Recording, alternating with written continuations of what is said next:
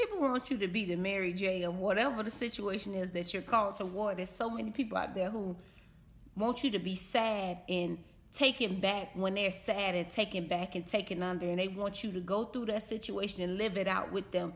They going through the most hellacious time of their life with their man. If they going through, and I don't know, they had a crisis in their finance, people really want you to embody the spirit. It ain't even, people less about being uplifted nowadays and more about help me mope in my pity, help me soak in whatever I want to soak in. It's like, you know, when Mary J came out the song, I was your lover and your secretary, working every day of the week. Now this probably really this lady real life situation, and everybody like, yup, that was me. But not at the same time when Mary J be at a point where just fine, fine. Oh, she dancing, she partying, she got remarried. She ain't with KC no more, getting beat up or nothing like that. And people like, I love the old Mary. I love the Mary who keep it real, because this new Mary trying to break into the pop culture. Sometimes people ain't gonna be sad with you.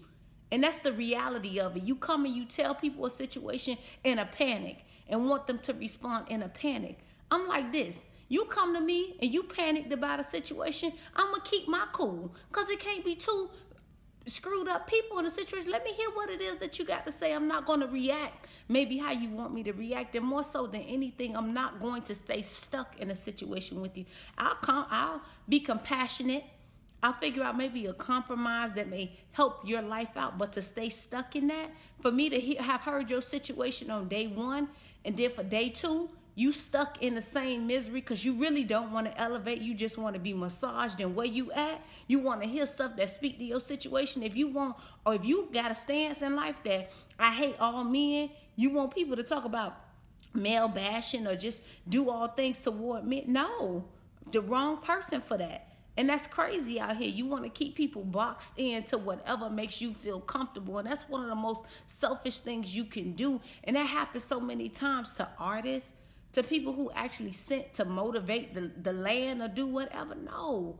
Sometimes we choose to stay stuck up in our situations and want everybody to be stuck with us. No. Unstick yourself, uncap yourself, get and start living your best life yet, and then you'll be comfortable when other people start living their best life yet, because in the meantime, that's no fun.